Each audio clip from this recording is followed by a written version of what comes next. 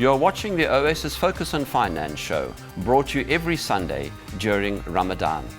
By now you should have quite a few questions, and on screen is our SMS line and our email address. In this segment of the show, we chat to investment analyst Fahad Shaikh and Daniel King about the South African economy and markets in the context of global trends. Okay, so Daniel, thanks for joining us. Now, we spoke earlier on, certainly to Adam, about the economy from a macro point of view, from a world point of view. What about the South African economy? What are the challenges we're facing right now? When we think about the economic challenges faced by South Africa, it's very different to how we think about an advanced economy. So in an advanced economy, most of your skills needs will be met, most of your infrastructure requirements will be already met, and the challenges faced by these economies are more cyclical in nature, things relating to government indebtedness, household credit availability.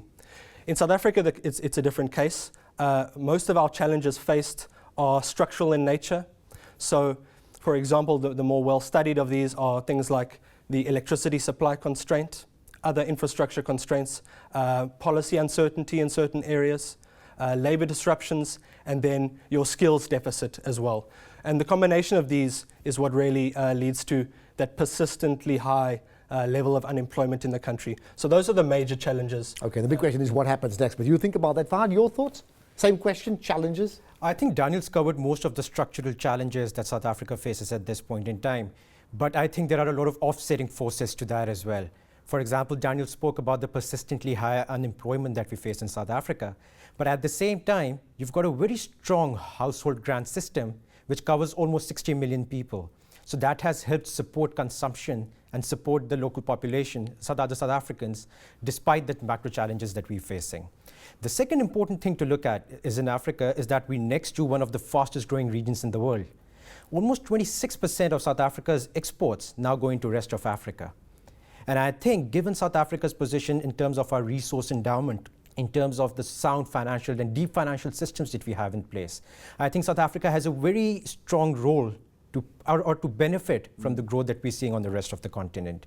But now we spoke at the time of the budget, and as we're well aware of that, the South Africa's growth has declined, right? And whatever the optimism of a couple of years ago, the latest budget is well below that. What does that say? I mean, has something happened in the last few months to get us to rethink it? I think there are a few factors. Firstly, we spoke about some structural issues that South Africa is facing, electricity being one of the more important ones. Given that historically, if you look at the country, we've had a heavy reliance on some deep level mining. Now, some estimates suggest that the electricity constraint that we've seen over the last few years, that's detracted almost 0.5 percentage point from GDP growth on an annual basis. That's the availability side of it. At the same time, we've seen significant cost escalation when it comes to the cost of electricity. That results in inflation. That also impacts the consumer, the normal consumer on the street, in terms of reducing their disposable income. So there's the direct negative implication and then the indirect negative implication that comes through as well. And then longer term, the bigger issue is that because of uncertainty around availability and the cost of electricity, it deters investment. So if you're not investing now, then that's obviously going to impact your growth down the road. But while that's the negative side of things, if we look forward from here, if we look just 5 years out, and if we look at what Eskom's planning, Eskom's looking at adding almost 8,500 megawatts of electricity over the next 5 years, which is quite material given where our base level is. And on top of that, you've got renewables coming in, you've got some independent power producers coming in.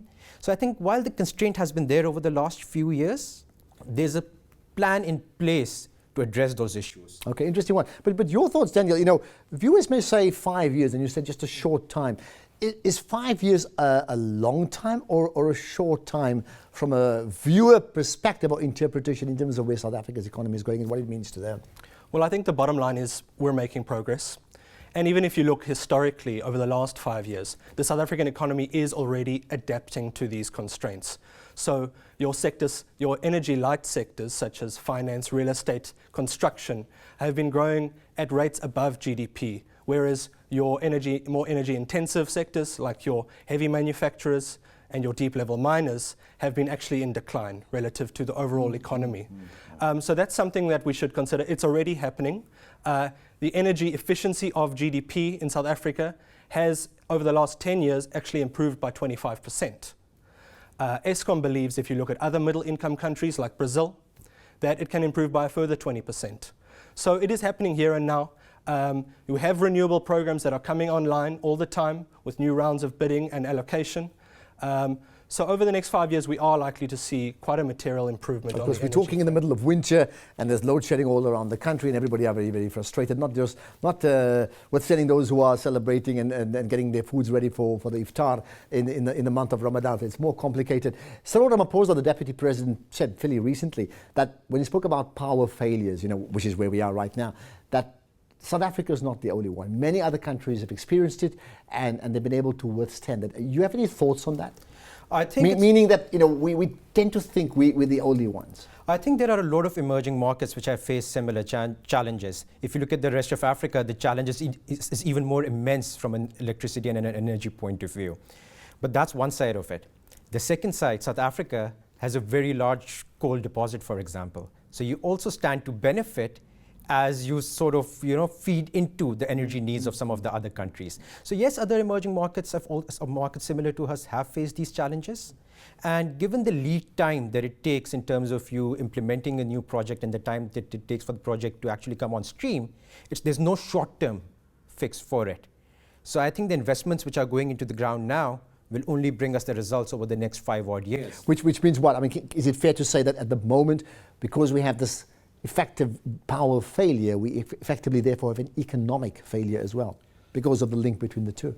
I mean, as I said, we are adapting. The economy is adapting to the constraint. But on the margin, the bottom line is yes, it's a constraint. As Fahad mentioned, estimates range in the order of 0.5 percentage point each year. But then again, we should consider ourselves in relation to other major economies, other major emerging markets in the world. Just in sub-Saharan Africa, I can think of Nigeria as one example. The power constraints there are immense compared to South Africa. They have got 3 times the population and yet 10 times less power capacity. So that's the scale of the problem that we're dealing with relative to other emerging markets. So let me throw in a blunt comment, and I'm paraphrasing here. Often people will say, you see, we have massive power failures, therefore our country's stuffed. And that's exactly the type of words they would use. How would you respond to that if someone says that? I think the position we find ourselves in at this point in time is because of the underinvestment we've had over the last 10 years. So, and we're bearing the brunt of that right now, especially the manufacturing side of things. It impacts your competitiveness, because all of a sudden our manufacturers, along with the other factors they're dealing with, you also have to deal with the increase in your cost of production. So it's definitely a constraint. But despite those increases that we've seen in electricity prices, if you compare South African electricity prices compared to some other economies, we still rank relatively well. So yes, it is a short-term headwind, there's no denying that. But again, it's all about the investments that are going in right now, which should improve your GDP growth outlook if you're talking 24 to 36 months out. You're optimistic as well? I'm optimistic when you take a 5-year view. By 2020, although the next 2 years we were likely to experience load shedding in one form or another for that period. But if you're looking a longer term as investors with a long-term horizon, we do that. It's much easier to be optimistic about the economic outlook. Just by the way, and it's not something we've sort of discussed earlier, but I'm just interested in this. There's been this move from big business as a major driver of economy. As we know, business employs and pays taxes massively, right? There's been this thought that when it comes to load shedding, for example, that businesses must be exempt in the same way that hospitals are exempt because they are the drivers of economy, which actually means a bigger burden on residential areas and less on business. Your thoughts on that? No, definitely. At the end of the day, for example, it's your businesses. It's, for example, South Africa's mining industry, which is a key earner of foreign exchange. It's your manufacturing product, which is exported out of the country, which again, that's what brings the dollars into South Africa. So definitely there needs to be some relief provided to businesses as well to ensure that they remain efficient and they remain relevant in the global economy. But I think the bigger term, while there needs to be a load sharing between the business and the consumer side, it's probably a difficult balance to strike. Try and explain that to residents around the country, isn't it? They're not going to follow that. Fahad, having said that, what has happened in other countries in this balance between business interests and protecting them and the public, the residents? It has to work hand in hand. I don't think you can sacrifice one at the expense of another. So while you're talking about big businesses, at the same time, entrepreneurship starts at the very bottom, for example.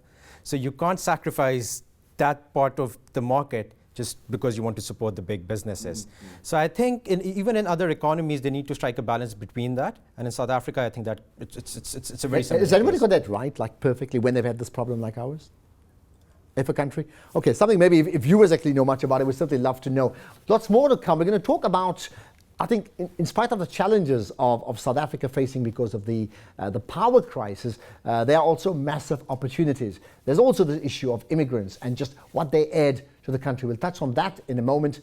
In fact, and you can comment as well via email as well as via SMS. We'll get those numbers up on the screen pretty shortly.